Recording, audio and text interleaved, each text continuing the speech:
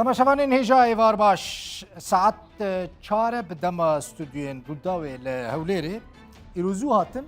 ji ber ku îro dîbêteke me ya gelekî taybet heye nêzîkî 2 saetan em ê divê dîbêtê de li gel hev bin em ê mijarên gelekî giring divê dîbêtê de got û bêj bikin pêşa roja Sûriyê pêşa roja Rojavayê Kurdistanê mîvanên min hene 10 salin li Sûriyê şerrekî navxweyî heye ne encûmena asayîşa navdewletî ne jî neteweyên Yekbûyî UN nikaribûn çareseriyekê ji wî şerî re bibînin. Ji wê zêdetir welatiyên ku dewletê yan jî hêzên mezin yên nakok li dunyayê ku hene şerrekî veşartî berê navbera wan de hebû mecal dîtin ku li ser axa Sûriyê bi ecendeyên cuda cuda şerrê hev bikin hesab ji hev bixwazin. Em ê îro di vê dîbeyta taybet de li ser pêşa roja Sûriyê pêşa roja Rojavayê Kurdistanê biaxivin ku heta niha tariyek heye û kuneke biçûk jî ya spî nayê dîtin ka wê berê wî welatî li ku derê be wê çi qas ev krîz dirêj bike wê çawa were çareserkirin wê kî çareser bike em ê divan 2 saetan da van mijaran got û bêj bikin. Ji Şamê mîvanê min Elî Heyder Diktor Elî Heyder heye wezîrê berê yê lehevhatina niştimanî ya hikûmeta Sûriyê wê li gel me be li stûdyo Diktor Azad Elî mamosteyê zanîngehê ji Qamişlo Diktor Silêman İlyas rêveberê navenda Ferat ya Lêkolînan û ji Bruksel paytexta Belcîka Husên Omer şîrovekarê siyasî wê li gel me bin. Xêr hatin ji stûdyo dest pê dikim Diktor Elî Heyder wê Şamê interneta wî nehatiye girêdan wê were girêdan. Diktor Azad xêr hatî nû ji Rojava hatiye madem tu nû ji Rojava hatiye Diktor pêşa roja Rojava çi ye? Ji ber ku tu li wir dimînî li wir mayî tu zanî çi ye çil pêşiya Rojavayê Kurdistanê Diktor? Destpêkê de silav û rêz ji te re û ji bînerên Rûdaw re ji temaşevana ve û dawiya salê xêr bî. Pirsyara te kak dilbixwîn pirsiyarek mezin e. Pirsên mezin ji mezinan dikin. Spas dikim bibûre pirsa siba roja Rojavayê Kurdistanê dibe siba roja Sûriye. Siba roja Sûriye dibe siba roja herêmî Rojhilata Navîn. Siba roja Rojhilata Navîn girêdaya bi siba roj û prosesa siyaseta cîhanî û navdewletî. Çawa ji kû dê dest pê bikim? Çawa dixwaze ez pirsê bidim? Madem hev qasî pirsa te mezin e. Pirs gelekî mezin e gelekî yanî pirs nakok e. Baş e. Pirsa pirskirêka yanî cancî çareserkirina pirsa Kurdan li Sûriyê direkt girêdayî Sûriye yan jî girêdayî aliyên siyasî yên Kurdî ye yan jî girêdayî Amerîkayê girêdayî Rûsyayê girêdayî Neteweyên Yekbûyî girêdayî pirsa Kurd li Sûriyê çawa li ku tê çareserkirin? Pirsa Kurd ji roja roj de pirsek Sûriye û pirsek Kurdistanî ye. Aha. Ji ber îro jî heve girêdayî ye. Tu nikarî ji hev dû veqetînî. Em bixwazin jî gelek cara jî em dixwazin pirsa Kurdî pirseke Sûrî bê navaroka Sûriyê de bê çareserkirin lê ne dewletê herêmê dihêlin dihêlin bigihêwî astî ne jî em karin xwe ji ra û aliyên xwe yê Kurdistanî veqetînin ji ber em beşek ji Kurdistanê ne dîrokî û waqeî û serzemînê. Yani heta pirsên Kurdistanî neyên çareserkirin pirsa Kurd Sûriyê nayê çareserin? Gelekî bandor lê heye. Aha. Belê. Ji ber me wek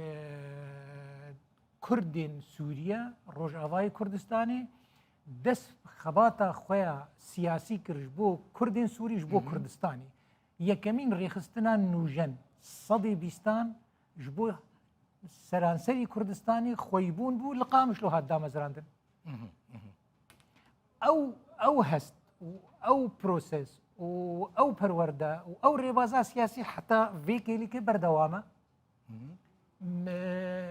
Belansê siyasî de jî îro me senterek biryarê taybet ji bo Kurdê Sûrî nîne.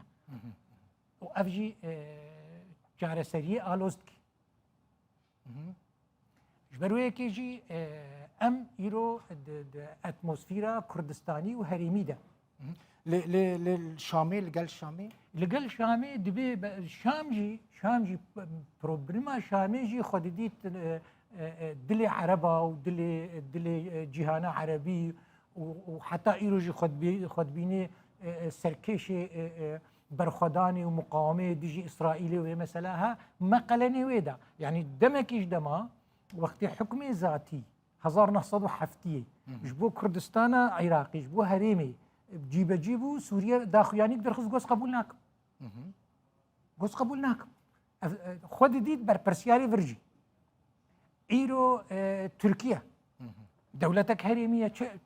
عيشي ويش ما ناهلي يك اندامي نویساندنا دستوری کرد ارينا كر تركيا لسر شبو يك اندامي صدو بينجي قوس في اريناكم ام قالكي لاواز بونا وك كرد وك سوري الهمبري دستي وردان وهمبري في تورا طاين تبلي هبوي السرسران باش از بيشم قامي شو دكتور سليمان الياس لقال من دكتور بخير هاتي دخازم هون وكا نافندك ليكولينان هون كار دكن ليكولينان تشيد كن هون دزانن و پیش روجا وای کردستان چه بعد دکتور یعنی تنه کاری خوی روزانه برای بدن سبب چل پیشیا کردستان سوریه بله پرسه گلکی يعني ناف هفدا بيتشاي بس بجبرقو يعني برسغريكا روجافاي كردستان وبقشتي سوري ندستي يعني ندستي خديه برسغريكي ده ندستي سوريا ده جبرقو هون تفدا زان وحمو شادر تشاوا دولة جيهاني وك روسيا وك أمريكا وهروها تحالف دولي ودولة هريمي وك تركي وإيران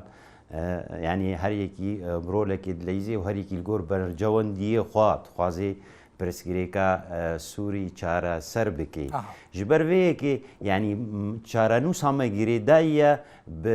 برسكريكا سوري تفدا گو چارا سرب بي و او جي بيرا يعني و چارا سرب بچرنگي بچاواي بيجا يعني افتشكي ديا اد بيجم يعني وك برسكريكا كردي لسوري لكردستان يعني روجافاي كردستاني بو برسكريتا يعني بو وك جمارك د برسكريكا روجلاتا نافيندا و يعني هات افري وبريا هات افاكرين اف تفغراتشي بو اف تحالفات دولي را وك كردرولا جيلكي يعني باش مظن ليستن مثلا تا داعش دا ابنا اف برسغريك هاو باش داد فغري يعني وك برسغريكا كرديت سوري داش برغو بريا 10 صاله يعني ما ولو ند يعني ما نتخميجي نتكرغو ام غابانا يعني سيرفي اسي بس چا استنجي هنا ده علي هندرو دا بچرينجي يعني چ يعني ام چكي شايد شين الفيديو چا استنجي ما هنا براستي جلاكن بس وقت برسغريك بشتي اد بهما يعني برسغريكا كردي لكردستان سوري لسوريا يعني غافي جلكي دوهر چان سالي تاوي دا افيتن يعني وقت برسغريتا ملتكي وقت يعني ملتي دوامين دوي ولاتي دا ايجو ما في دستوري نينا بزماني خوا تشتكينا بونها قالك تشتهاتنا ارينها اعترافنا بس قالك غافي هاتنا اواكر يعني هاتنا افيتن ادبجم و باشتنيه وغراندن وبرسغريك لدوار السياسي ده دكتور سليمان او دكتور سليمان دوار السياسي ده مثلا ما تبيش كتنين جدي ناديتن لروج افاي كردستاني تاني تشتين اكتويل تشتين روجانا مديتن شر الدجي داعشيه برنازاروكين داعشيه يعني هنا كفديتن نبر يعني تأثير وان لسر وياكي تشينا بوكو برسا كرد ورا روجافي مثلا دوان 10 سال شر سوريا ده للروجافي كردستاني برسا كرد زيدا نهات روجافي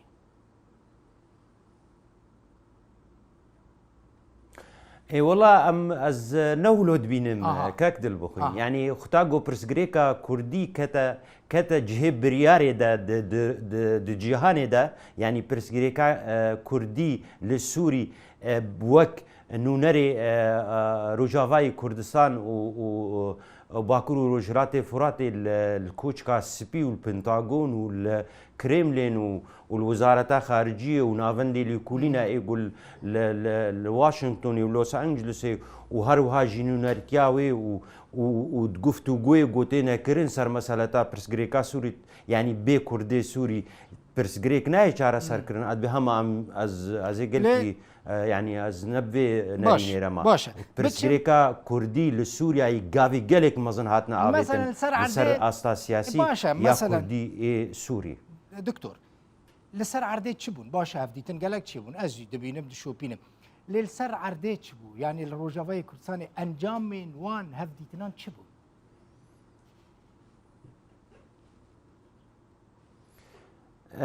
كاك دل بخوين انجامي همي هفديتني جو سوري رفا غريداي برسغريكا سوري وغريداي متى انجامي وين ديتنا افده صالة يعني جرك بريار وجرك يعني قرارات المتحده ايجو هاتنا بيك نهاتنا يعني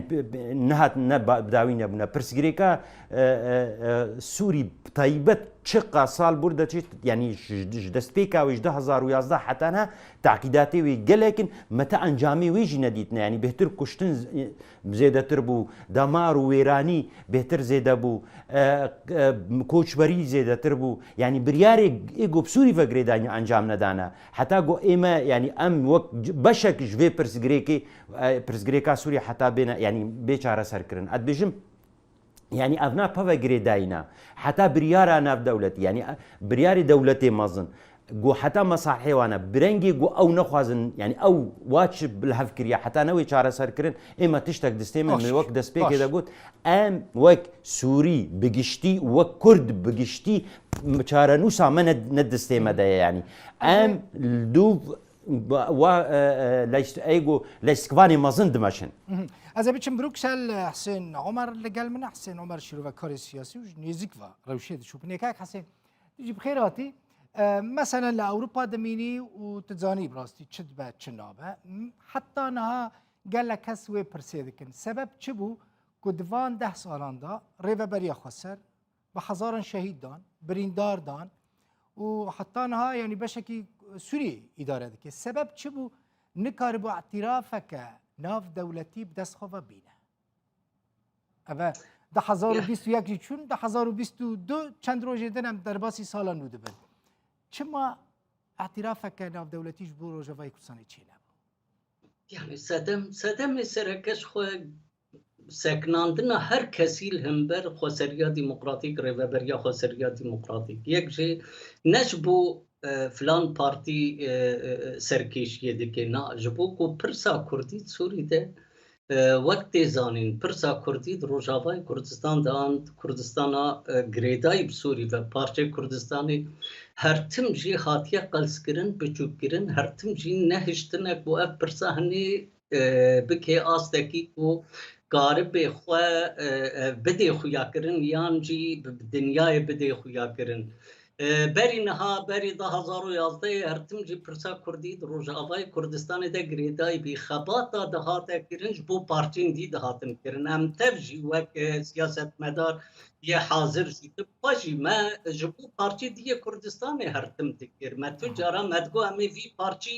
بوری پارچی دی کردستان بکن ما او پارچش بیر کربی اف گلکی گرنکیا وی هید آلیه بنجهين ده تأثيره هاي يعني نيف ملاد في ثقافتك في وك هشمندي دي جريدان زيت او نبينا فيك يا دويشي بو فيك بارچين كردستاني دولتين دسلاتدار كردين سوري يعني بارچه سوري شخورة ديتن وقت دجمن جبركو آريكاريا بارچين دي هرتم تكر بتايبت جي دولتا ترك وكم تيزانين دولتا ترك دستي ويقل كي دريجت برسغريكا سوري ده وجريا كل سوري تكرن اف دولتا هنج روجا 2013 حتى نها بشتي كو چند تفديتن بيا دي رجكرن خستن بيا دي تفدي خوابكن يعني هنكي جي ناف نخوسريات ديمقراطية بس هو بريب هدف هرم خواستن کو بخند بن باسكي خدا وقتی هي دي شرط و شروط دولت ترک بیچ اخی قبول نکردن دي دولتا ترکش کرن هم بر يعني هر تشتي خود روجاوای کردستان ده تکرن تشتا دایتی و گریدای ایتی چه بیش خو بنزانن دست کتنا هری ماده کرد رابلس عزاز بفرق کوبانه دستکی کی مزن داعشش کوبانه بخد دستی خوده یدیشی رژیم سوری وقتی زانین رژیم کی گل کی نتوا پرست يعني نجيب رژیم کی قبول ناكي قالين ديت نفتجيان بناكو قالكي مريبه بيرنجي ليت جي تاثيرا وهاياتي تركي بو سبب كاك حسين تركي بو سبب كو ريفابريا خسر نكار باعترافك ناف دولتي بدس بخا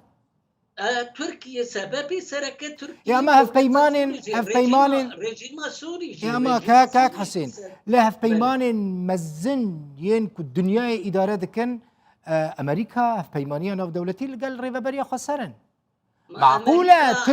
معقولة تركيا تأثيرها ويل سر أمريكا وروسيا وياكيتيا أوروبا وهف بيمانيه ناف دولتي هذا كاك دل بخوين اف برجواندين ناف دولتينا يعني ملتي كرديان روجافاي كردستاني مسننه که پارچه کی پچوک جی برجواندین امریکا یا ملت کردیان جی روجاوای کردستانی وی چش امریکا را پیک بینه ترکیه دولت کی د ناتو ده دولت کی نابندیه دولت کی د گروپینگ بیستای دنیای ده دالی اکونومی ده خورده اهو دمه امریکا کردین روجاوا شخوره بکارتینه جيبونك برجواندين خوا يعني جيبوا كلنجي خال في منطقه بتجيبك كردين روجافا بكارتينا نا كردين روجافا جي امريكا جبو خوا بكارتينن يعني اگر كرد تشجيريا امريكا يعني دستي خو نكربان دستي امريكا نفكر داري مدجه بكري تدبيني تنف بارچك يبقى بچوك صحراء انسانك تدنينه تازه امريكا يعني بارگه کیمیه پچوک ده نکارته ده جه بگیره کرد جی 10 ساله امریکا جبو کارتینن امریکا پاراستنا کردا دکی اوجی پفگریدای یا برجواندی لی مسئله نافنتوی تشتکی دینه کرد پارچک سوری يعني از ده جبینن کو جبو سوری هاتین چکرن اوروبا حاضر بيمه فرزگریکا کردی حتی جارتي من جنيف مشتي سفير امريكا تيدا كو برزغريكا كرديه بدرنتشيويه افدر جهي برزغريكا سوريا شارع سركرنا برزغريكا سوري هندي برزغريكا كردي تيدا تحل كرن جبويا كي امريكا جبركو برجواندين امريكا غريداين بسلا داريا دولت منرا نقري كردار انه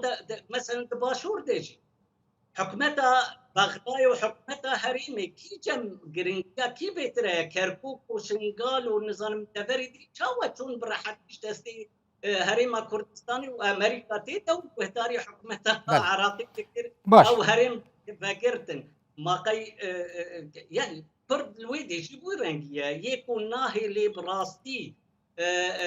يعني اوكي شيء بدهندر روجافاي كردستان تسرك دولة تركيا نتني جبور روجافاي كردستان نايل چار سري د سوري بخود شيء اوكي ازورم دستك دي حمي تيروريستين دنياي حمي كسين بدهندر سوري ده كشتني دكن تبيهفيه دكن ترك نتني ازورم روسيجي اما این بردوام بکن مجار قال لك مجار هنا مي في فان مجاران قوتو بيش بكن دكتور برسكريك حسين عمر دبيجه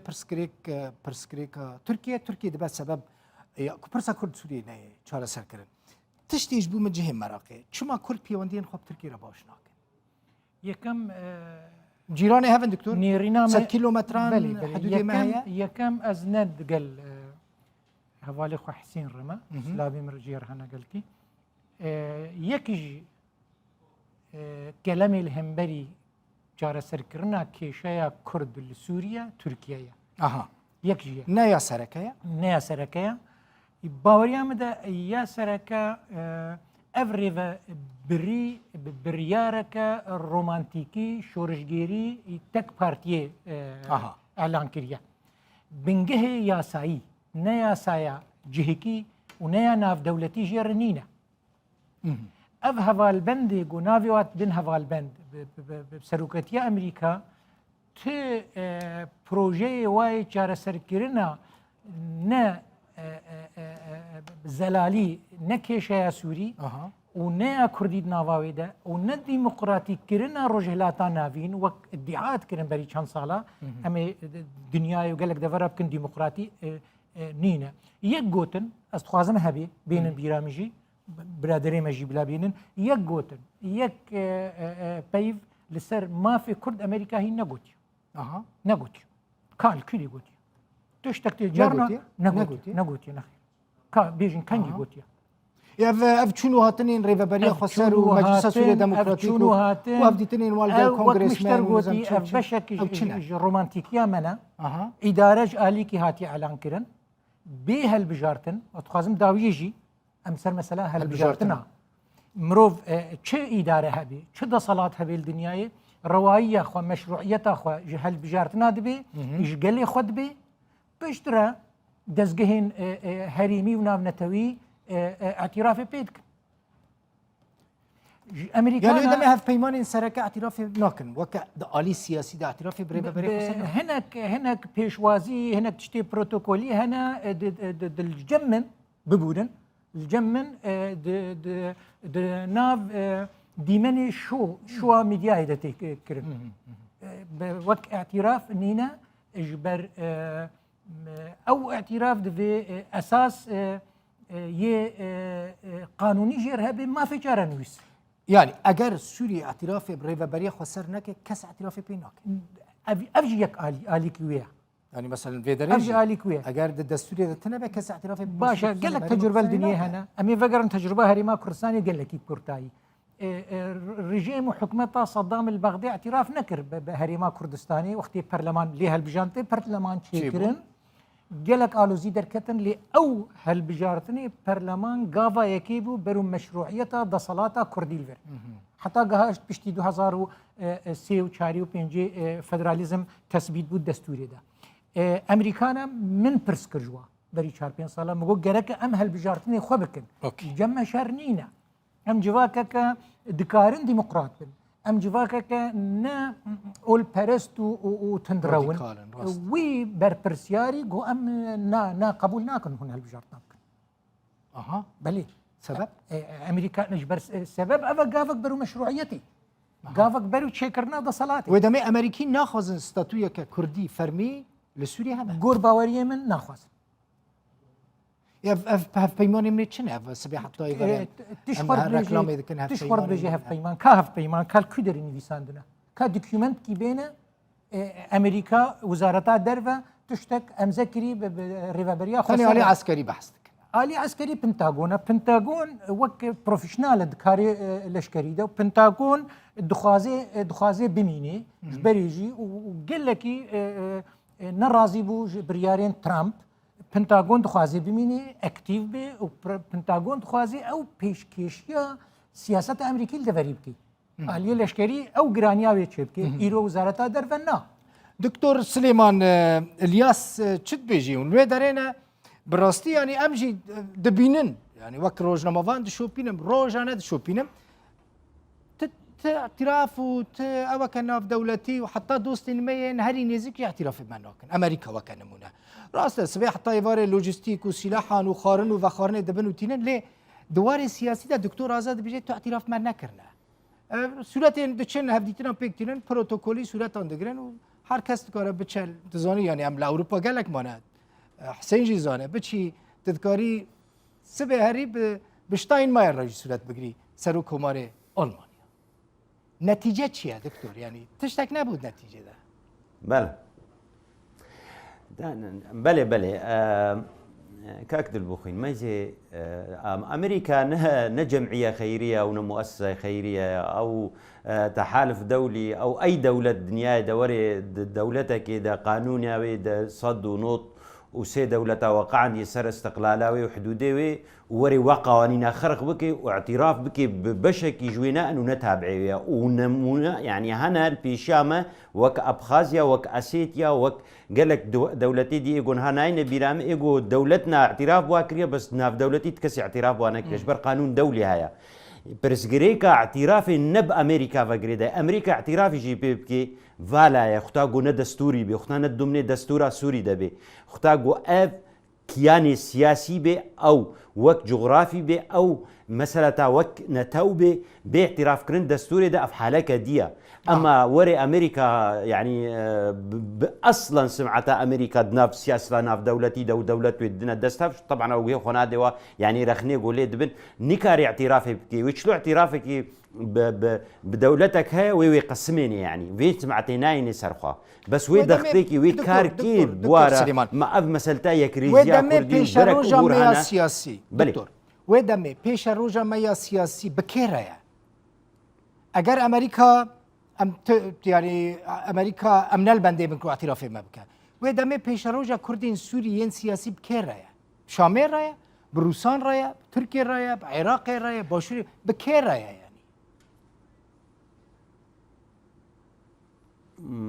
کاک دڵبخۆین منەگۆ ئەم نەلبەندە ئەمریکانە ئەمریکا اعتیراف ناکە چێ نابێ قانونیان اعتیرافێ بمە یعنی چێ نابێ اعتیراف ینی بێژێ وەرەیش بەرگ وێ دیشە دفێدای نەبێ یعنی قانونا ناودەولەتی دە تفێداوێ نینە یعنی کارێ مە ئێ سووری سووری یعنی ئەم سووریا دەنە ئەم بەشێک سووریا دەنە هێشمەندیا مای کوردی ئەم لازمە ئەم ناس بکن چار پارچەی کوردستانی هەنە هەر چارژیکی ناف چار دەولەتا دەنە جوغرافیا کوردستان ناف چار دەولەتا دەیە ئەف دەولەت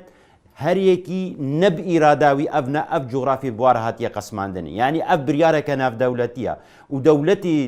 جیهانی و تەفدە سەر ڤا پرۆتۆکۆلە و هەموو تشتوەقعنا و ئەف دەولەت هەنە ئەمەد مەسەلەتەی داخلی و دەستوری دا ئەف حالەکە دیە دومنێ هەی دەولەتدا یعنی چ ئەو دەولەت چه استاتوی بدنە مثلا جغرافی بێ ئەو فیدرالی بێ ئێگۆ هەیی قانونێدا ئەو دەستورێدا بێنی نیفساندن پاشەرۆ ژامە ئەم وەک ملەتی کورد ڕۆژاوای کوردستانێدا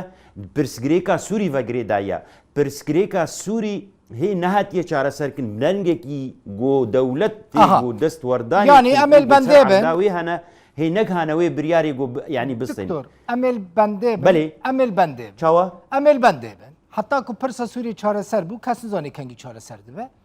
وێ دەمێ پرسە کوردی چارەسەر دەبێ یان بەندێ ئەس بێنا نەپرسا کوردی پرسا کوردی وێ هەڤال بەندێ کووردا توازن چارەسەر بکەن یعنی یەک ژوا خەتەواتی گۆن هاتێنەکردن ئەو ڕێزیە کوردیەک هەلوەستیە مەنەسا کوردی گۆ بێچێکردن ji بۆ گو باندۆراوەت پاشە ڕۆژە سووری دەهەبێ یعنی یەک ژوا گاوی گۆ هەلوەستا کوردی زەلال ببێ ji بۆ پرسگرێکا کوردی سووری چارەسەر بێ یەک ڕێزیە کوردیە ئەمریکی وەک ینی چی بە ئەمریکا چ توازی ئەمریکا وێقا دەختا هاتکێ وێقا کارێ هاتکیش بۆ نایەک ریزیا کوردی چێ بکەی ئەرێ هەڤالبەندێ منە هەڤالبەندێ ملەتێ کوردن نەی پارتیا و سیاسیانە توازن ملەتێ کورد لە ڕۆژهەڵاتە ناوی ستات و کیوی هەبێ دکتۆر ئەزێ بچم جەم بروکسل جەم حسێن عمر کاک حسێن ئالیên کوردی ku nêzîkî hev nebin دکتۆر سلێمان فێم کرد wê tu aliyekî din piştgiriya Kurdên Sûriyê nekeş berku yek terefe Diktor Azad jî behs kir. Yani Rojavayê Kurdistanê ji aliyekî vete îdarekirin hilbijartin tinene diyalogeke Kurdî Kurdiya ciddî tuneye hemû aliyên siyasî yên ku bîr û baweriyên wan neweke hevin divê rêveberiye de cî nagirin ev hemû dibin sebeb ku dinya bi çavekî din li rêveberiya xwe ser binêre. Çareseriya wê çi ye? Gak Hesên. اف سببکی کلکی بچوکه یعنی استبلی هر دو مهوان جنابم دویالی ده یک ریزی تو جرا ملت نگهاندنا مافی و یک ریزی از گلک جرا مثال ویتنامی تینم ویتنام نیو ملت ویتنامی به داگرکریا امریکا روی میلیون اکو نیو ویتنامی عسکرین و دیجی ملت خوشر دکرن دیجی یعنی پارتیا کمونیستا ویتنامی شر دکنن و تاریخی پارتیا کمونیستا ویتنامی بیت سلادار و ویتنام ریزگار کرد. ایشی یک ریزیا ملت از وقت گنل بیشم از هیویدارم کو یک ریزیا کردا پارتی کردا چی اف هیویه یک ریزیا ملت کرد خواه هست هر چهار پارچه کردستان ده ملت کرد همیش بو سرخوابونی يعني دخبتي جبو دليوي بآواكرنا ولاتكي هف بشرة هر شار بارشا بكي نفدو هر كسي كرد از باور ناكم نكو يكي وك يعني كرديتيه شو اشتبه جمنينا يدي حمية كريزية يعني بهفرنا ليا كريزية بارتيا جي اف جي بروبلما كي برمازنا امجي نلقر يعني هر بارتي وقتی قاوات کی او جبو پارتیا دی تنب کی افتش کی کل کی نورماله يعني هر پارتی کی دخواسي او تسلاتدار به هر پارتی کی آن حال روج آوا انا کسی تسلاتدار با یان پارت پد کسی دسلاتدار با وی ردا با نکی یس باور دی کوم هن کی اوی جی هن جت چکر بند باشور ده جی ولیه لهر دري دنيا يعني نابا كاك حسين يعني مش تبقى سياش اشتفهم ببورني ازيب تباخ في يعني تكروي دفي بردوام بك اسنت بيش منه ظرفك استثنائي هي يعني روشكي اوارتد روجافاي كردستان ده هي زكي كاري جه بقريب تشرنجي بي امر واقع بي نظام تش افتشتهني حميل عليكي نهي زكي ديمقراطه نهي زكي نزاچيه ابي هني دان عليكي جبركو د مرحلين نها يعني دروشن كو اورتي نهار روجافات رب درباس دبي ملتين ديتي درباس بين وك روجافا هاتيا كرن باشور جي وك روجافا هاتيا كرن نوتو يكي دبوي رنگي چبي لي روشا باشور انتي خطا سوه شاشي هات داني ما قيا اعتراف امريكا باشور كر حتى ظهروا وسسي بيشتي وي حتى دستور نهات داني اعتراف امريكا بخوا دولة نتوي دانوستاندن هبين شنو هاتن هبين زيارات هبين لاعتراف كيف فرمي يا وقت بيجن او باشور جي هبين هو روشا باشي بيرنكيه چاره سري صدي صد يلم برن ليه چاره سری نگریدا یا کریزیه و یا نگریدا یا فلان پارتی دیکتاتوره یا جی فلان کس فلان پارتیش در و گریدا یا اداره دیکن نبودی مسئله و گریدا اجبر امریکا و اروپیا را ابدا نه پروبلم و لیجی نافکرن روسی جیل و مسئله نافکرن ودمي حسين ببورين كاك حسين ودمي امريكي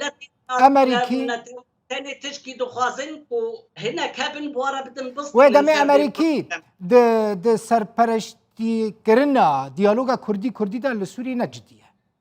از وقتی جديبان بيقا بيك هاتب يعني ازي بفيرنجي ازي بفيرنجي بيد حسن حتى متقالك جاراج بر برسين باي دي ريفابريا خسروا انا كسيجي برسكريا براستي جدينا اف امريكي جدينا وبقينا هاف يعني امريكا قال لك مهمه كو ديالوغا كردي بسر كفي انا كسيو بايدي الهافورن حتى امريكي جوارنا مهمه كو خسريا يعني خسريا روجافا وباشور جيكو تيكليدنا قباوات خوش بن امريكي الويدي يعني غصبا عني هر كسي الهرمين امريكي برجواندين خوين دريج يه استراتيجيكا خويا دريج كان نتوي باريس داريم امريكي حاضر خدكن كلهم برت شيني ودولتين دي شركي مازن بكن ام نتشتكن سياسة أمريكا ده يعني استفلي دكتور آزاد بم وقتي بيجي حتى هو تشتي من جيكو مقول جنيف يعني نشتنا كده سفير أمريكي وقتي صار مسألة كردي شغالين سفير أمريكي وابدر نجهوية نجهي مسألة كردية بلي ورم جنب دكتور آزاد دكتور آزاد مثلا حسين عمر بحصوية كيك منجي براستي شو بيجي ملاحظة كريه يعني امريكي جدينا كرد بجين هف يانجي نجرينجا جبو چهار سر كرنا برسا كرد يكريزيا كردي نجرينجا جبو امريكا وجبو اوروبا وجبو روسيا وجبو ما جبو يكريزي جبو ما قال لك كاك حسين بحسا روشا اوارتك ام بخوان ملتك سري وبني روشا ما اوارتال سران سري دنياي دفي امل چهار سري اوارتا بقر يعني نا فيتنامي تشكروا تشيني تشكروا امجد في وكواب من كوبي بن حتى هريما كردستاني الفرت هايبت مندي انه تجمع ايرو بروبلما ما كردا غافا يكين باش نزانه نل وك مالبات نوك بارتي نوك تفقرا نتوي غافا يكي جبو ما خوندنك نه جبي سردميرا اف چه سردمه بروژه سوسیالیستی الدنیای سرانسر سکنینه تدیتی دولتك بيجي تخازن بم سوسياليست نينا پرۆسەسا دیموقراتی و پرۆژەی دیموقراتیکردنا دنیای ڕاوەستا بایدن بەری بێ سەر حکم نامەیە خۆیان یا هەلبژارتنی گۆ ئەزێ سەرکێشیە دیموقراتیە بکەم لە دنیای و ئەزێ لە هەمبەری دکتاتۆری وەک پۆتین ڕاوەستم نەها دەرەو دەرکەت ئەفغانستانی خۆکشاند و گاوێکی دیموقراتی ژێر نەکرد و ئاوێ دەبەردان ئەنگۆ چه پرۆسەس دنیای دمەشی پرۆسەسا نەتەوی هەر نەتەوەک خۆ بپارێزی ماڵا خۆ ئاوا بکەی خۆشیەش ملەتی خۆربێنی یعنی ئەم وەختێ بژن گاوایەکی ئەم نزانن دەبێ بڕاستی ئەم سەر ڕاوەستن یعنی ئەم سەرخەبوونا کوردستانی و مافی کورداش بۆ چت خوازنش بۆ کەچ و کوڕێوی ملەتیش بۆ نفشێ بێ ژوارد خوازنش بۆ خۆشیە ببینن ژێ ڕەشیە و ژێ بندەستی و ژێ ئازار و ژیانی خلاص بن vêjej ber vêkê yekîtiya Kurda ne ji ber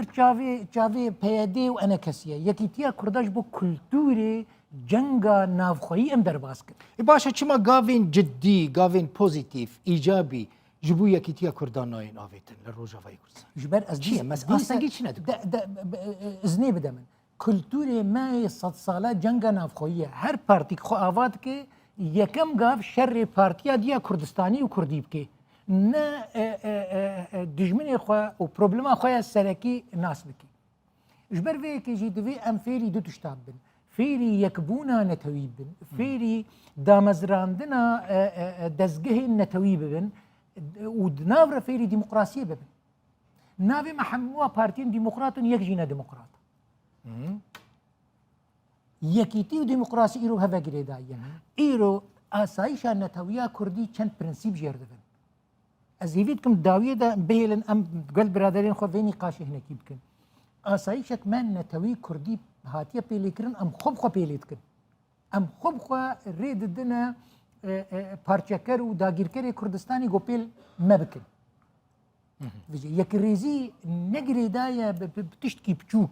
û ew yekrêzî ji belkî ne giring e lêbelê wek prensîp wek kultûr wek gavayekê Ji Kurdan re ew yekrêzî giring e. Lê ji Amerîkan re Hüseyin Ömer dibêje ji Amerîkan re ne giring e. Ji Ewropiyan re ne giring e. Tu Kurd enekesê û peyedê bibin yek ya jî nêzîkî hev bibin nêzîkî hev nebin jî re giring e. Em xwe problemin. Kak dil bixwîn. Em xwe problemin. Emerîkî ne xwe problemin. Ama Doktor navbînkar tu nebin bi qasî tecrübe xweş te bêjim. Navbînkar tu nebin Kurd nêzîkî hev no.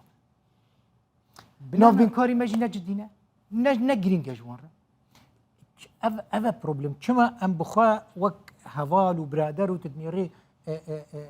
zîrekên Kurda wê demekî de bi hinavî tang wê bijû yekrêzî ne giring e. Yekîtî ne giring e. Filan milletî bêhna Hüseyin Ömer teng bû tu dibêjî. Ne hinekî hij sistema tolîtar dikî. Hüseyin Ömer kamîre bîne. Tu Hüseyin bilêre Doktor Azad tu xistî bin barekî giran e. Bêhna te teng e totalîterî dibêje yani sistema totalîter hinekî wisa sistema eşk dibêje hez dike. Doktor Silêman te li vê diyalogan me دكتور آزاد هنكي بعاطفة دشي مثلا رومانتيكي أو الهمبر رومانتيكية لا بس دكتور رومانتيكي تفكري دكتور بس خدوت ريفابريا خسر ريفابريا كرومانتيكا براتيكي دشم أري دكتور بير ريفا دشن سوراتي خد جراند بيجيم أمريكا اعتراف مكر خلكي ماجي خسرية ديمقراطيك شيء من نفس يقولي أمريكا اعتراف يعني شيء أمريكا ضدن دستينن يعني دكتور تزاني كاك حسين بري تشاوبو همبر رومانتيكية ورومانتيكي تفكري بري تشاوبو دزانن ايكو لاوروبا مانا دزانن بري دبيجم يعني نوجي دچون برلمان صالون برلمان يعني هر برلمان که بلکه هفت حي صالون يعني برلمان ولات مزن وك فرنسا وك المانيا وك ولات اسكندنافيا دچون جوينه برلمان دا كريد كرن يعني پردون $6 يعني يورو تقولن ما البرلمان جوين شكري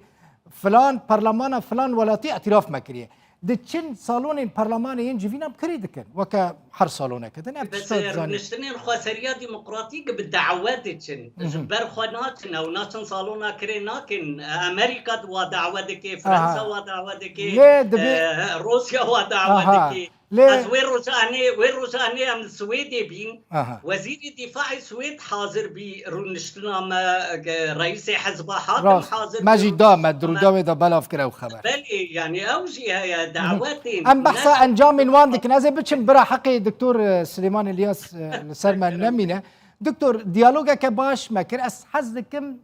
بالا تبکشینم سر وی کیک و سر وی مسئله باقفن ما بحثا دیالوگا کردان و شامی نکر هر کس دبیجه پرسا کرد لشامی تی چاره سر کرن ریوبریا خسر جی دبیجه ام دناوا آخا سوری دانه یعنی ام سوری جدا نابن تو سوری جدا نبید دوی پرسا تل شامی وره چاره سر کرن حتی نها دیالوگا که جدی دناورا کردان و شامی دا چی نبویه دوی دوی واری دا چی وره کرن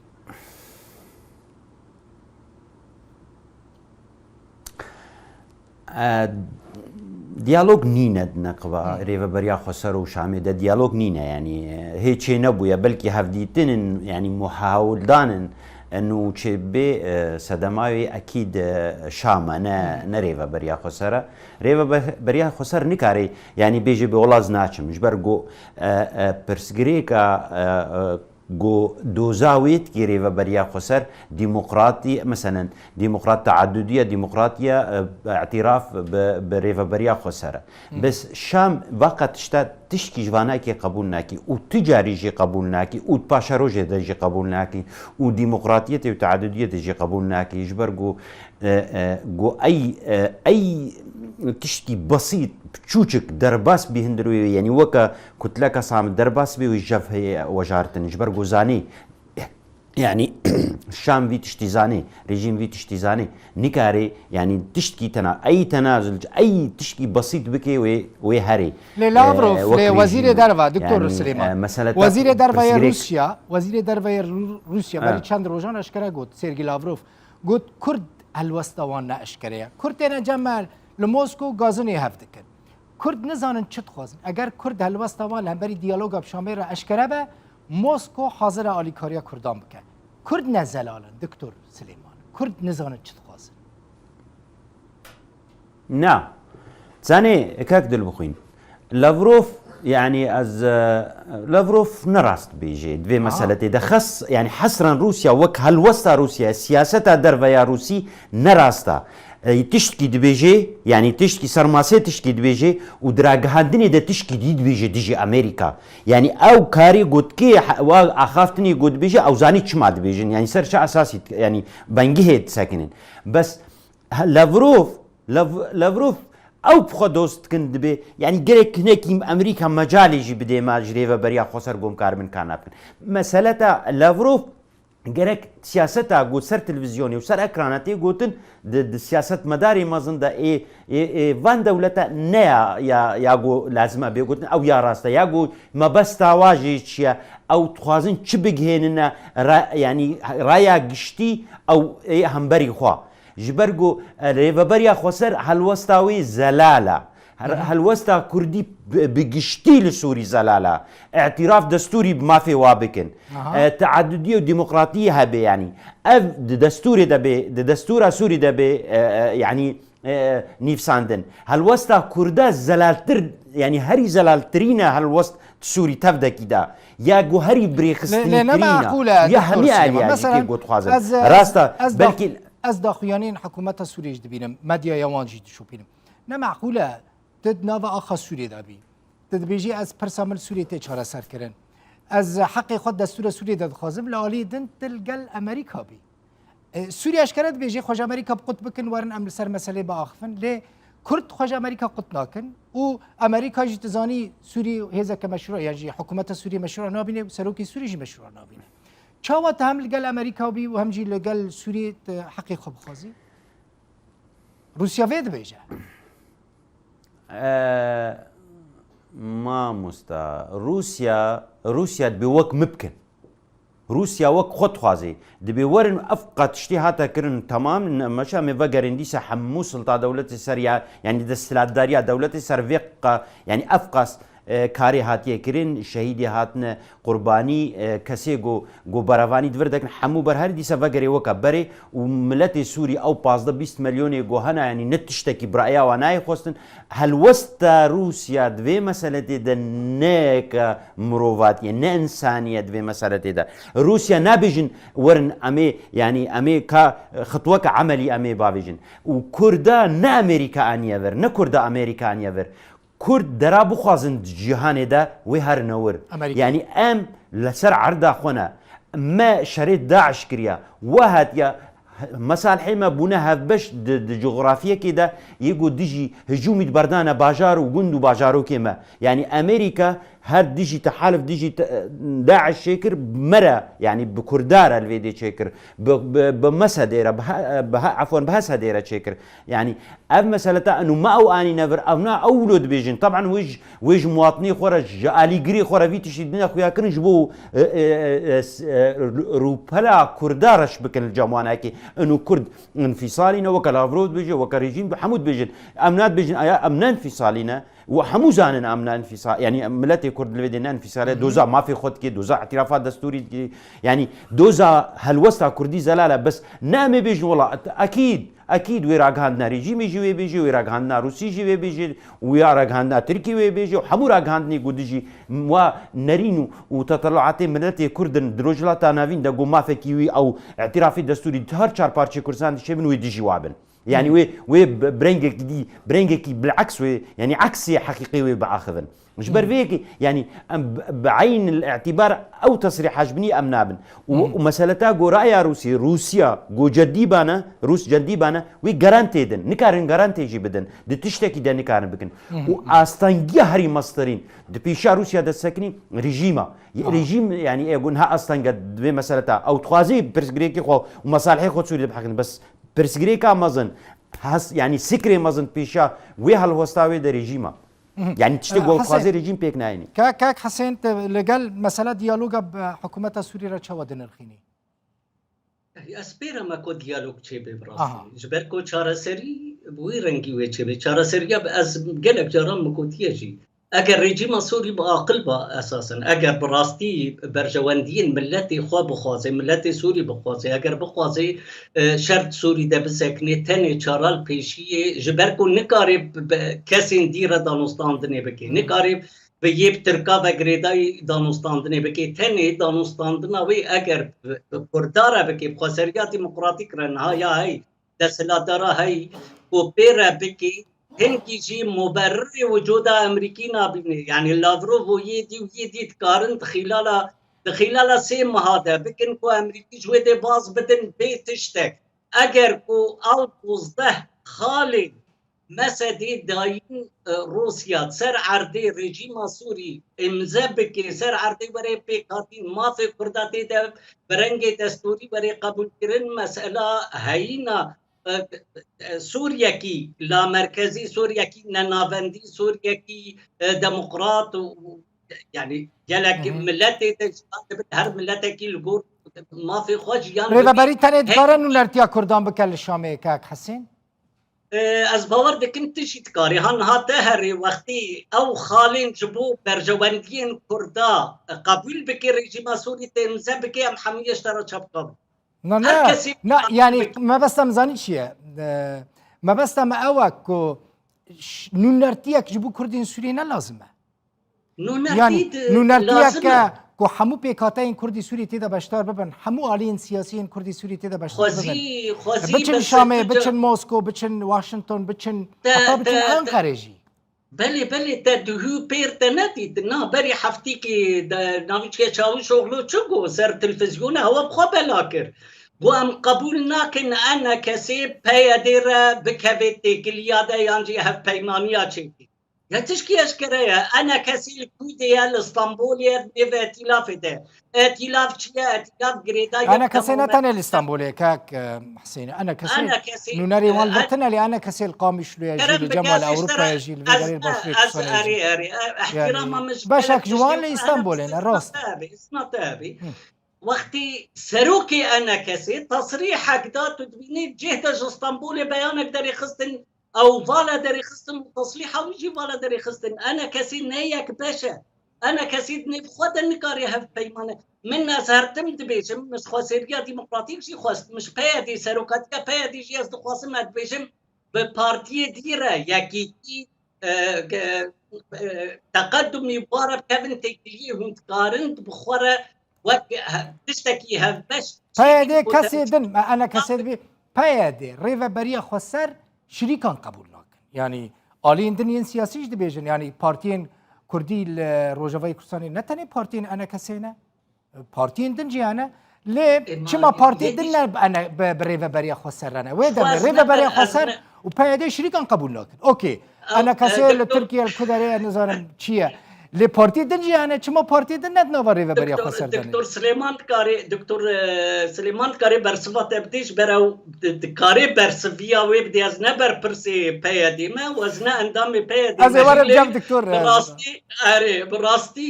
براستي نبوي رنگيه نها هف بشك 25 بارتي بيدي رد هف بيماني كدنا پرانیا وان بنه کاک پرانیا وان پارتیان پیاده بخوچی پرانیان پارتی انا کسی جی پدا کسی چیکرنه یعنی از ور تبع اوکی لی پرانیا وان پارتی کو تدویجی پیاده چیکر راسته بلیره هناك پارتی جی هنا پدا کسی چیکرنه بارتيا واحدة خسرية ده قيادي كي بارتيا واحدة مسؤولي اقتصادا خسرية ديمقراطية سليمان بارودو يعني براستي ما مستسلمان بارودو راست هاري جامير قالك جاران دبا ميفاني ما جامير که راست از ورم جام دكتور آزاد بركو دكتور آزاد بيد حسيكم حقي ويخوري دكتور ورن سر مسألة هالبجارتنا هالبجارتن ازنامه بده بو چونك من سر ديالوجه هي بشامير استمامكم كرمك آليدي كرمك آليدي بيگومان ام تف برنسيبي ديالوج رنا ديالوج زماني هري شارواني وهري دبلوماسي جبو چاره سرکرنا همي كيشايا لإيرو دو تشتنا يكجي وبرجرينج يكجي سوريا دصلاتاوي مشروعيتاوي كيما مشروعيتاوي كيما نتني بر افقا جنگو كشتن كرو وطالان كرن شيكل مشروعيتاوي كيما جبر يو ان بريارك دايا دوي دستورك نو شيكل انغو دستورا نهال سرد مشي سقطك كلك آلية دن بشك مظنش ملت بو اوبوزيسيون تو بحكمتها شامرة بقى اتفاقك يجيب بروبلماتها جار سر نام آلية دن نيزيكي 600 نقطة عسكرية بين دولتها السورية راست بريار نينا يعني اف ديالوج وقتي ام ديجن شام ناماده ودمشق ناماده ويرو نونري واجي نينا نويا والله نظرم بروديوسر من قد بحثنا كل مرة دكتور علي حيدر حاضر يا نوا جرك بجمرة بقول تجبر حاضر نبي بلكي انت شام حاضر نابي شام حاضر نابي وجبر نخوي بريار سوريا داجر كريا بندس كريا واف نافيتش بولافروف سيرجي لافروف وزير دربي روسيا نويا بله اف هرجار ترورك دبلوماسي سر كردا تشيدك ترورك دبلوماسيه وكرد جدب امريكا برد كرد نشو نجم امريكا هات يناف كردا او هرجار بروجي خد بيني وشون دد فقري او جينا خويدا صلاه دار حتى داويه الشامي ودفي مباوريا موش حتى داويه بوينا يكرن جبر فيكي ديالوج برنسيب دميني لي بريار الشامي نينا قريب كي يا نبكي آلية ديفا كرد رجلاتي سوريا وباكوري سوريا او جغرافيا مظن كارن دا صلاتك هيكن مشروعيته زيادة تربج يا شامي مش دا صلات هي دا صلاتك هالبجارتي دا صلاتك خلق حمير ريزيلي بقرن يا هالبجارتنا واصخازم قالك جاراجي باش اف زميني هالبجارتنا هي يانجي برنجة كي دناس بالبرسن اف برسكريكن كما حطانها بحسكر نيزيكي ساعتك هل بجارتن بان برسكريكان شهر سردكن بشك ما ظنجي شهر سردكي چه تمثيلا كردي بي چه وقف مثلا يكريزيا بارتيا نه يكريزيا ملتا بارتي بشكش ملتن جواكا سيفيل هيا چينو وقال لك كاركر ورينجبر وخندوان وحتى داوينا ملت دهنا فجبر فيك يجي قد به هالبجارتن تایبەت گۆنونەرێن دەولەتا بێن و جوواکا سیڤیل یەکیتیا ئەوروپی ئەوێ کەسێک گۆهنێکی پەیوەندیەوە باشن دەگەل کوردان ڕەنکی گشتی بێژن وەرن فەرمۆ ئەمێش خۆر هەلبژارتنێ پەرلەمانێکی جوهێکی بکە شام رێ نەدا هەلبژارتن چێ دەبن دەسەڵاتە شامی جوغرافیاوی تەنگە بڕیارێک سیاسی ئەمێ بێژن گروپێک مەزن پارتیە سیاسی بڕیارە خۆ بدەن بێژی ئەمێ بچن پەرلەمانکی جوهێکی و هەلبژارتنی بەلەدیە ئیرۆ دو بەلەدینە هەر باژارێکی ڕۆژاوای کوردستانی دو بەلەدینە بەلەدیە ڕژێمی هەیە الگۆر قانون و یاسا دەولەتی و بێ نەئەکتیڤ کردە جغرافیایی نینە کاری نینە و بەلەدیە یا گەل یاگۆ ڕێڤەبەریا خۆسەر چێکردی کاری خۆتکی لێ بنگەهێ وێ یاسایی نینە هەموو دو ئالینە محکەمە دودنە پرانی ئەری هەموو دو ئالینە بەس پرانی ئەوە مەشروعیەتێ دەدێ پەرلەمانی جهێکی و بەلەدی پشترە گۆر پەرلەمان وێ حکومەتێکی ڕێڤەبەریکی دەرخی ئەوە باوەریان مدە قوناغە بێ یا vê قوناغەیە دکتۆر سلێمان زەمین هەیە بڕاستی کل لە ڕۆژە یانجی ئالiyên dinên siyasiyên Kurdistanî amade ne yancî yên Rojavayê Kurdistanê amade ne beşdarî hilbijartinan bibin eger hat û projeya hilbijartinan kete rojevê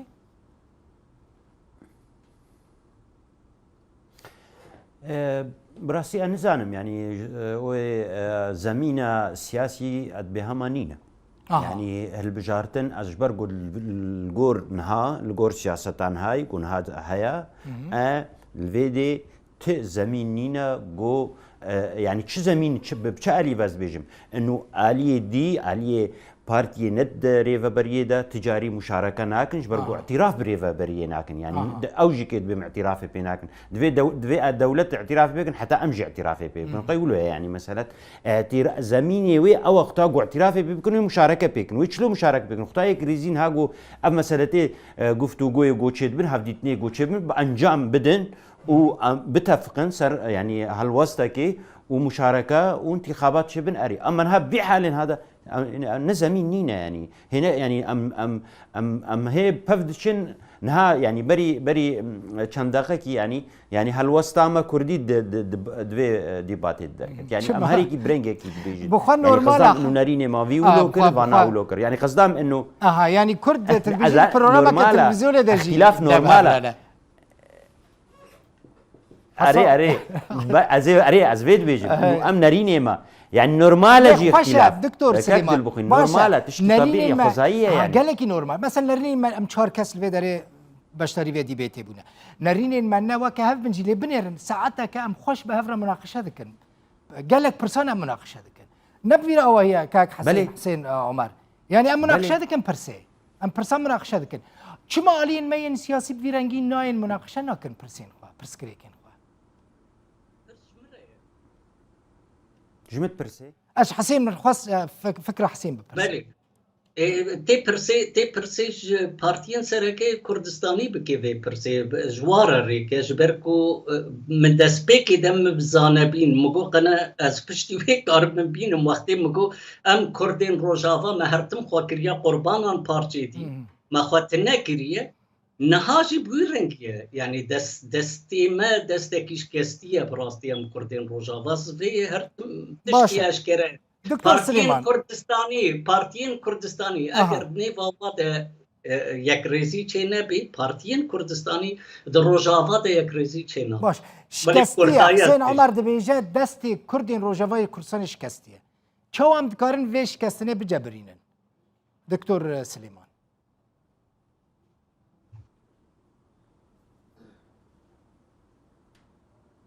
دكتور سليمان دنگم تيتا دكتور سليمان الياس دنگم تيتا باش چو ام دكارن في شكستنه بجبرينن دكتور آزاد شكستنك مزنه هرو هذا مينا نا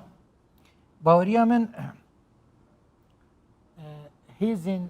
سلكي اي كردستاني دوي درباسي قناغك نهببن گەلێکی پێویستە کولتورێ جەنگا ناوخۆیی پێپەڕی ئەس دەنگ ناکەم قوناغا جەنگا ناوخۆیی دەرباس بکە وەک پارتی دموکراتی کوردستان یەکێتی نیشتمانی کوردستان گەهانە باوەریکی بێهەفتوو نکارن بژین بێهەفتوو نکارن پرۆسەسا سیاسەتێ و ژیانە خۆشش بۆ هەرێما کوردستانی بێنن دەبێ سەرانسەری کوردستانی فەراتر پێکێکێژی بگهێ وێ باوەری و پەدەگەژی بگهێ وێ باوەریە ئەم نابێژن یەکێتی کوردستانی ژبەر دیسە نای قبولکردن لێبەلێ مەسەلا دژایەتیە دژوار و جەنگا نافخۆی دەبێ نەمینێ ئەتمۆسفیرێک چێ بێ ژ بۆ هەر بەشێکی کوردستانی تایبەتمەندیە خوا خەباتە خۆ بکی دگەل تێکلیên براتی بمینن ژبەر هەمە هەر هەستێ مەینەتەوییەکە هەمە هەر پارتیên کوردی هەن نزیکی هێنەکان ژبەر vêyekê ne dûrkirineke mezin Kurdistana Rojava pişta xweya Kurdistanî ji bo me baş e û ne jî ev destêwerdan û kontrolkirin jî ji bo me baş e ji ber vêyekê jî destêwerdaneke ciddî heye di nava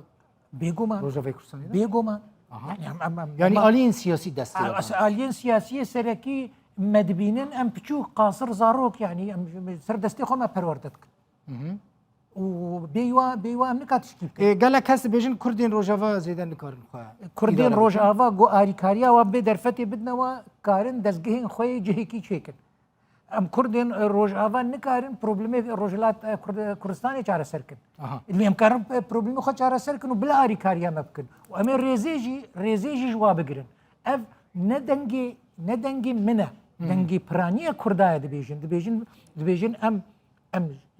partiyên xwe Kurdistanê hes dikin lê em dixwazin rê bidne me em problemê xwe çareser baş kin Doktor İlyas be behsa yani bi rastî mesele gelekî dirêj e zamanê min jî kêm maye Kurdên Rojavayê Kurdistanê doktor destêwerdanên derve hene dibêjin behs kir yani Hüseyin Amer jî got tim em bûne qurbanên aliyên diniyên Kurdistanî Kurdên Rojava bi rastî xwediyê wê hêzê ne xwediyê wê quweta fikrî ne xwediyê wê quweta rêxistinî ne ya siyasî ne ya aborî ne ku bikaribin beşê xwe yê Kurdistanê îdare bikin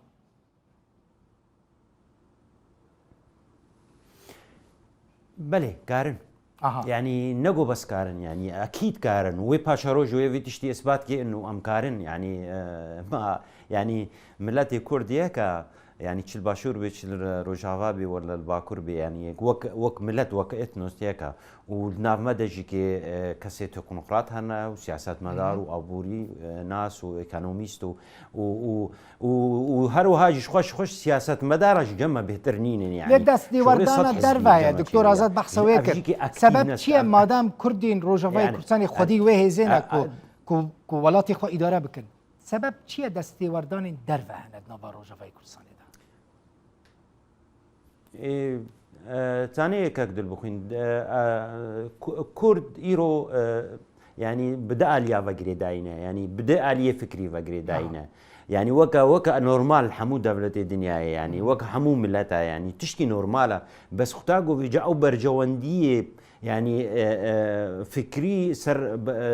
جبرقو اصلا ريخستن جبو تشد بي ايديولوجي جبو تشد بي جبو مصلحتها ملتي خو نه هريكي چخا كاربي پیشکش بكي چخا كاربي چارسر بكي پرسگريكي وي ملتي اما الجما يعني هنكي برواجي هابچي بويا يعني ام كتنا بن خدمتها يعني سياسه مدار دا واحزاب هذا جبر فيكي ادبجم يعني دسوردانا جو هي يعني جو برنجكي براستي نبفي رنجين هاي جلكي خيايا دستوردانا تحموت شديده يعني هر آلي كيجيكي بريفت بن نج يعني آلي مثلا بيانكي او بيدي او آلية اناكسي او بدكسي هريكي جريدانا كاوي يعني وقت بيجي عمق كيوي كردستاني هي غمناكي قنجه بس نأنو كاربي يعني ويناجي بريفجي ببي يعني بفيرنجي اد بيجم ابناكي نسوجي ملتي كردا لروجافاي كردستاني بهتر سوجي سياسه مداري اما يا ايجو هاتنا جريدان برينجي بويا جريدان كعضوي يعني هو كارن دفج مسالتي جريداني خو بوا عمقي خوي كردستاني و دفج برد كاك حسين ابناتشكي سلبيه طبعا كاك حسين مثلا قالك جوران تيغوتن دبيسن قالك بروجرامي مدى جي بحث فيها كي هاتيه كرن دمكو باكاكي وباداكي نزیکی هف بون و دمی آلین مین سیاسی لروجاوای کردستانی نزیکی هف دبن اف مکانیزم راسته هو بری چند سالا مبتره اف گوتنانه گوتیه راسته صد راسته هر دو پارتی نزیکی هف ببن روشا ملت آرامی چید بی آرامیا نفسی آرامیا هندرین چید بی خون خیال ملت در روشاوا دا زیده تر دبن کیف خوشی گل کی مزن چید بی وقتی هر دو طرف جی هنکین و ناکوکی وازیده تر دبن روشاوا بهتر قمری از نظام چما تأثیر ناکوکی وال باشور زیده ناکی الباکور زیده ناکی از بسا ملت دکیم الروجهلات بلكي بيجينا حسنة ونغمة واجي لتني برانية تأثيرا ننها نبري دهزا رويازده هين دسبيكي دجي هرتم ملتي روجافات دوي جيانا كو هرتم نخوش ده جيان دوي هم هيفي دارن يعني من تخوا چدنا براواده هيا يعني چمان دستي خواناكن دستي افدو ده افجي مسألة كي ناف دولتية مسألة كي برجوانديين بارتيانا بلكي نجهوية موسر بشتغلي لي تأثير خاصر بحثاوي مکانیزمی بکن یعنی بله چقاس نزیکی هف ببن آلین مین سیاسی روجاوای کردستانی نزیکی هف ببن چقاس دوری هف کفن او قاس دوری هف کفن لور یعنی ادی بویه از گیشتم پرودیوسر بولتا از بارد کم دیبیت گیشتن داویا دیبیت ما 5 دقیقه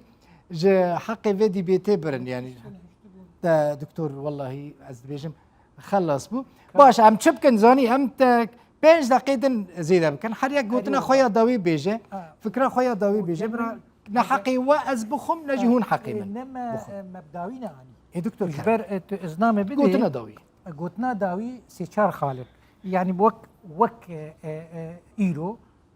بروجي نتوي او بروجي الروجافي ملتي ما تايبت منديك ويها دوی ام چارچوا پروژه خی نتویده آسایش نتویده هن خالق گرینگ سر بخبتن جر کار بکن و وقت پیشنیار پاراستنا هریما کردستانی اف هریما کردستانی پاراستنا و یک بس تر روجاوای کردستانی ور هریما کردستانی باش ریزگرتن هریما کردستانی و ریزگرتن الازمونه دبی روجاوای کردستانی اب بشک سرکیش دوی باشوری کردستانی وره پاراست به پاراستن دوی اف تجربه هجی بیر آریکاری بکرن و به پاراستن دوم دوی ام خباتا خو دبن سیبرا ما فی چارنویس جبو کسا جبو جواکش جبو نتو دیالوگ هبه نبه کم زیده اف پرنسیب سرکیه و به فدراسیون و به حکم ذاتی اف مسئله دیگه هل بجارتن دوی ببن ام فیری ديمقراطيه ببن هل بجارتن روجاوای کردستانی هل بجارتن الكامب کردستانی البر يعني دما كل بجارتن روجاوای کردستانی چی بون دوی کردین مین باشوری کل ورجی دمینن بلی باشتاری بجارتن خالا داویه كرتي دناف في بروسيسا هذا وفي بروجا نتويدا دوی آریکاری ببیج بو ویکیتیه ام آریکاریا خوبکن وقت پیوندین جغرافی وقت پیوندین جواکی دوی ریزیده اف ریا و بوید نابینا روش آوا و هریما کردستانی ده قط نابی بیگرتن دکتور سلیمان تزانی بچه گوت؟ من باش زانم تا چه گوت دکتور سلیمان چت بیجی گوت نداوی اما ناو دقیقه که ده زحمت نبه از ثاني هم شو تخوازن ام تخوازن يعني كرتايش تربيجم انه كرت بهتر الخوفا جرين اموري يعني اف اي بشو شكلوانا ساكنين يعني استراتيجيه بيدت باشاروجا ملتي خدا ويعني ستاتوي جو هاي الروجا افاجي والباشور وكاري ما باشور جرك بهتر الهندرون الخوفا جرين دوجبوم كاربن ام مجالا خو ديرو كده عفوا باشاروجي دا ام ببينين جبرت فيرنجي هاي جو ام كارتكن ام تشكي بسر ناخن وسباس جوارا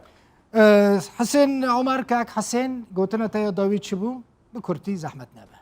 يعني هي بدار ورن باراستنا في ستاتوي هاي يعني تبلي دكتور آزاد بن براستي نقطة ويقال كي جرينجن ودكتور سليمان جي أو خون ما ورن باراستن هنكي لي روش ام فيجي بزانبن ملتي كرد دروجافا دا ملتكي ندستي خود يعني ملتكي روش زحمته روشكي اورتا دا ضرباز دبي ام قالك تشتاجي سر عردي بخواسن او شي هنكي زور زحمته مثلا وك هالبجارتن اسبوع دكم ايصال صاله 2022 هالبجارتن شيبن بس اول البجارتن هو شاوا شيبن بشرنجي شرطو مرجن اورتا داكو عسكري سوري عسكري روسي عسكري ايراني عسكري امريكي دهري ميدانا ملات الكرد تهديد تركيا تهديد هركسي يعني براسي تهديد الرجيم السوري خو قالكي دجوار بيا في فتره هر درتي قرتن الهمبر ام هي في دارن يعني وري ناسكرن كو اخو سريان ريبيدي بلا دسبوت بيبيدي بلا توتي طالبه بلا نظام تشبيلي ام في دسكفتين هني بباريزن وقتي از دبستان روجافات بينم صباحي باي رقيب دس بيدك براستي از قش دب بله قالك سباس جبوه مالا وآفا دكتور آزاد علي مامۆستای زانیگه الاستوديو میوانی ببوی حسين عمر شیروکار سیاسی بروكسل ودكتور سليمان الياس ريفابري نوفندا ليكولينا ليافراتج قامشلو ميفاني ببو وحيدر عمر دكتور حيدر عمر وزير بري لهباتنا الاجتماعية حكومة سوريا ميفاني مبا لإنترنتاوي تنبو وديبيتا مايا في مسألة الفر خلصت بي لي أزيدي سبورة بمو لبيشي أكراني روداي بن سباس جبوا حمو كو من هون هنا كي وستان دزانم زور زور سباس